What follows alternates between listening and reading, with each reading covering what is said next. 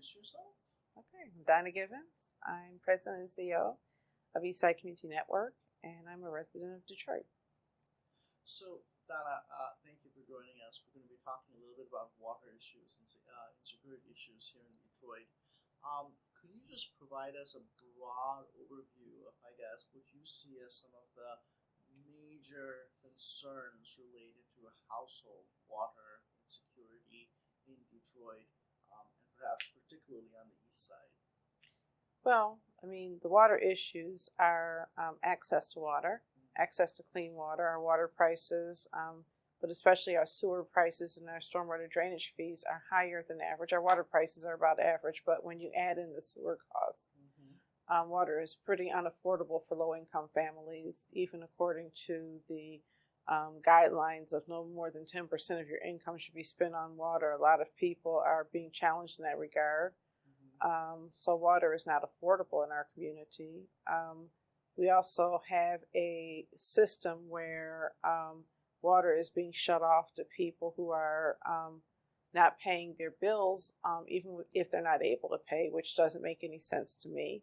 And this perspective, I think that water is a luxury or something, it's a good. It's not something that is a human right, and I believe it's a human right. I think that when you look at access to water, it always makes me think of indoor plumbing and the importance of indoor plumbing in changing community health patterns. Public health changed when people had indoor plumbing. And so we've decided that indoor plumbing is now optional, and that's insane to me because not only is it a personal right, but it is a public good to make sure that everybody has regular access to clean and fresh water. And that means that rather than just looking at the system as it is, we should be trying to find ways to cut the cost of providing water, whether that's through refinancing or finding ways to underwrite.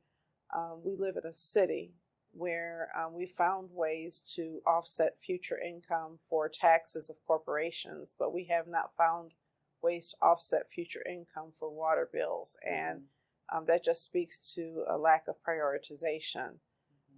We also have a way of not treating individual homeowners and single family homes the same as we treat apartment buildings, senior facilities, and also businesses, corporate buildings. I've seen and read where water officials have said, well, it's not fair to cut off water in a nursing home. If you are living in a home and your landlord has not paid the water bill, and sometimes that is the arrangement, and you cut that water off, is that more fair? And why is it that so many corporations are allowed to maintain these huge water bills and they're not being shut down? We know that that's the case in many instances, and the city itself doesn't always pay the water bill. And so I think that there are some social justice issues around access to water as a public good, as a private right, and also the differential treatment of people based on how we value them in our city and our society. And things just sound normal to people, like, well, if you don't pay your water bill, it should be shut off. Right. And you even have poor people sometimes parroting this kind of language that commodifies well-being and really says, that there's some basic goods and services that should be, distributed in that way. Equally important, we have the management of water from a stormwater management and flooding issue being a concern in low-income communities. In some neighborhoods, like my new neighborhood in Jeff Chalmers, you have people who are literally shut in their homes during a heavy storm because the water is 3 feet high, and nobody has figured out how to address the rising river and lake levels in our community such that they are not completely impeding quality of life. So we need to figure that out. We need to figure out what we're going to do with broken sewers and drains, and the fact that it's hard for water to get from people's homes to water treatment plants. We need to figure out what we're going to do on those heavy days where there's so much water that our treatment plants can't manage it. Is there a better way for us to be managing stormwater in neighborhoods? We buy into the whole concept of using green infrastructure as an alternative pathway to managing stormwater because it's good for the environment and because, I think that God is a great engineer, and when we had those native plants that were with deep roots, we were able to manage stormwater more effectively simply because our earth worked more effectively than it does in its developed state right now in the city of Detroit. And there's some things that we can do to return it to a more natural state, which I believe in. And, part of that is through planting of trees, and part of that is through rain gardens and other mechanisms that engage the natural world in helping to solve natural man-made problems. So those are the basic issues I look at. And the final thing I'll say is that we have issues of vacancy and demolition in our city, and it's really uncoordinated. How many people do I talk to who are still living next to homes with running water where the water has not been shut off? There are squatters living in the home. The water is flooding the basement. And it's interesting when I hear people from the city say, hey, somebody's got to pay for other people's use that they're not paying for. Well, in a vacant home, or I just learned this new term, I'm going to start using a zombie home. Water is being used, and a lot of times the copper piping is stolen and the water is just gushing out and being used and wasted in ways that just are so much greater than what's happening in other places. And people in those communities care about the public health impact of that. Is there standing water in the home right next to me? What does that mean about diseases and just the perception of health? What does that mean even in terms of the odors that sometimes emanate from homes where you have all of the standing water?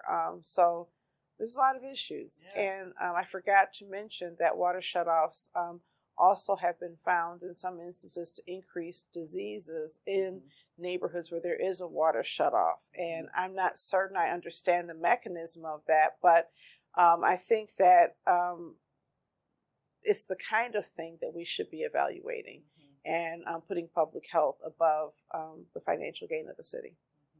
Well, thank you for that really ample and broad overview. Tell me a little bit about the mission of the Eastside Community Network. We develop people, places, and plans for sustainable neighborhood growth on Detroit's East Side. So how did you guys get involved with water issues? Maybe you could just go back and reflect and think about, how did you first start getting reports from maybe some of the constituents, your members, that, we're really struggling here with some of these water issues, and they're really disparate situations. Some of them with affordability, some of them with these long-time recurrent flooding examples. So could you maybe talk a little bit about how you got involved with water? Well, I came here 3 years ago, and we were already involved with green infrastructure as a mechanism for addressing vacancy in communities.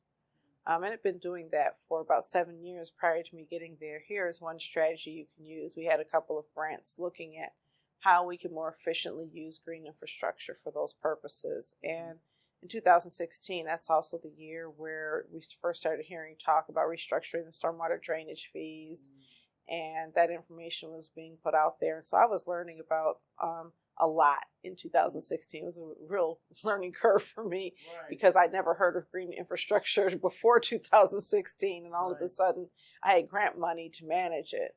And, we had a tour in my first month here. There was a journalist tour that stopped by some of the sites that we had developed.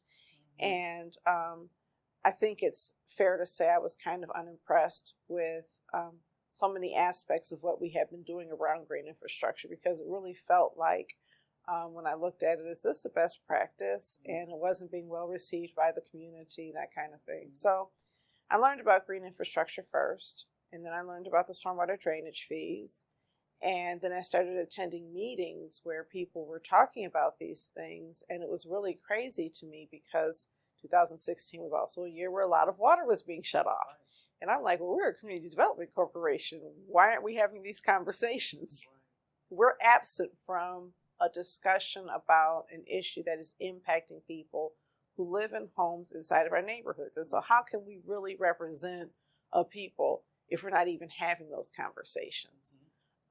2014, a couple of years prior to that, everybody experienced the big flood. And I was not immune. I was living, in East English Village at the time, and trying to get home was tricky. I was not personally impacted by it, but, I experienced it.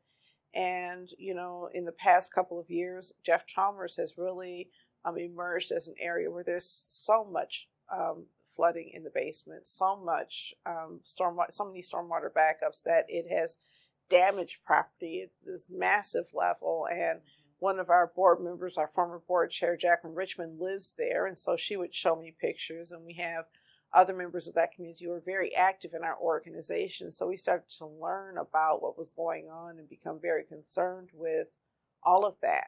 So in 2017, I believe, we got a grant from the Pisces Foundation to really talk about water as One Water, to really evaluate what's going on. And so in April, we had a forum, Don't Touch My Water. It was the Eastside Summit. And we invited some water activists to sit down with some green infrastructure folks and just have some real conversations about what's going on with water. One of the things I became aware of is that, when people would talk to me about water scarcity, that was always something I dismissed, because I grew up near the Detroit River, and so water scarcity was not a thing. And did I forget to mention Flint water, right? I mean, the whole Flint water thing took place, and I used to work in Flint, knew some people in Flint, and so whenever you know people in a place, it becomes more personal to you, right? Sure. But we grew up knowing, because I grew up in Detroit, like, so many people, my mother told me we had good water. Well, Detroit water, we have the best water, so we grew up with pride in our Detroit River and this perception of this almost infinite resource of fresh water. And then a lot of pride that our water was good water. So despite what everybody in the suburbs was saying about Detroit giving up control of water, we have good water in Detroit. Why should we give up the water?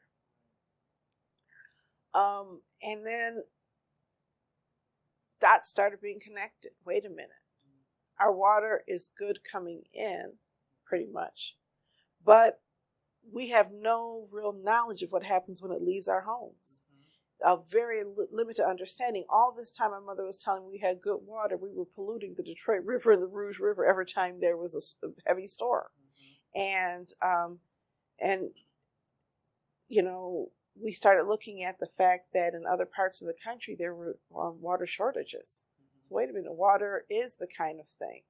And then finally, growing up here, I also learned from people, they're coming for our water, right?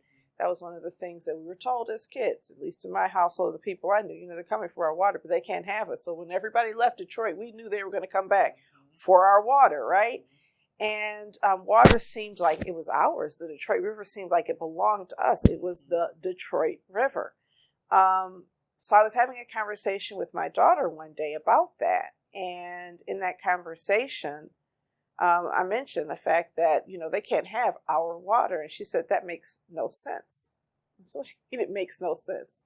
Well, we use oil and gas in our cars, and we don't have oil and gas as a natural resource here. Is that their oil and their gas? Our water, people are growing crops in California. If there's a drought there, how are we going to access some of the food that's being grown in California? If it's our water, we are interdependent. Our economies are interdependent, and the sharing of resources is necessary. And it's like, oh, wow, maybe my mother was only a little bit right?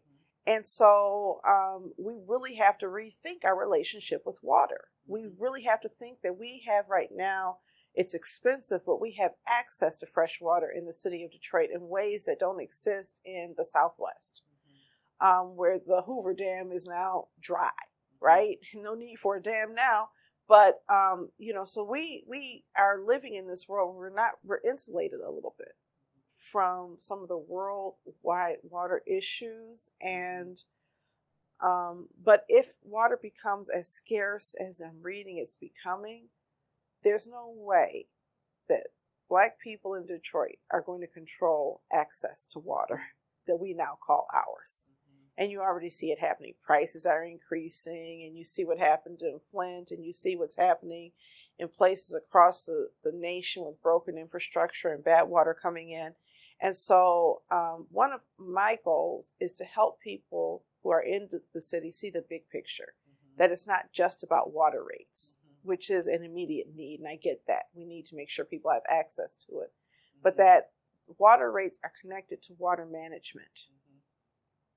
The more we pollute fresh water, the more we contribute to scarcity.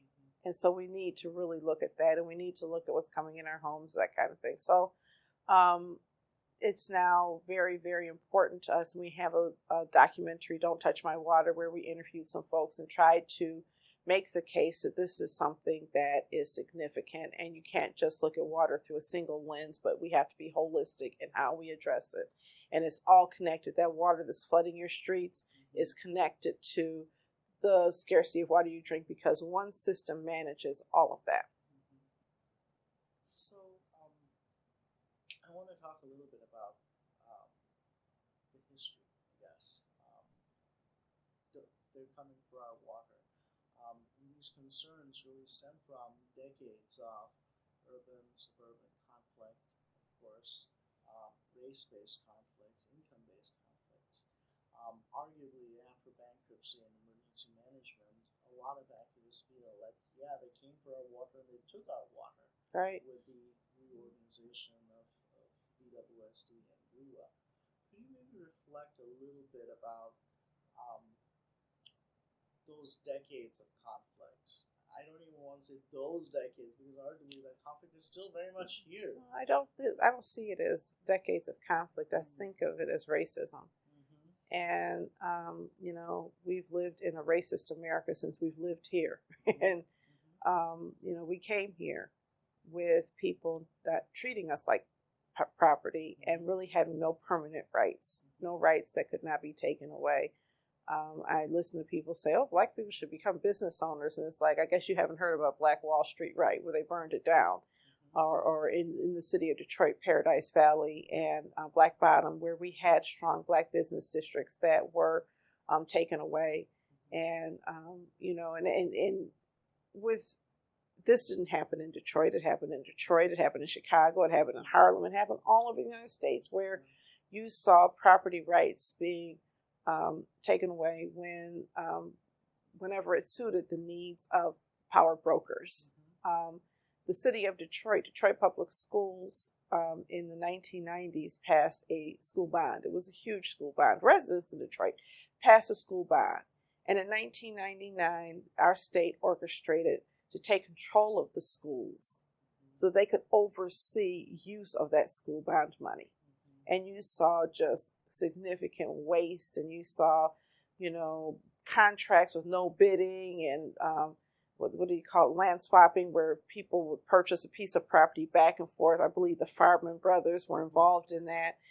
Cass Tech was just a real money pit, and residents saw all of that. And at the end of this takeover, the school board, Detroit went from having a surplus to having a deficit. And it was all kind of, tethered on this whole concept of, Detroit schools were underperforming, which was a lie. Detroit was financially underperforming, which is another lie. And so our trust in government is really, really low. And then you had revenue sharing promises that came and went. I mean, before then, of course, you had, Black Bottom. Of course, you had urban renewal, and you had all of these broken promises. In the 2000s, you had this run up to a housing recession, which started with this, ridiculous concept that everybody should own their own home. Can you stop for a second? Yes.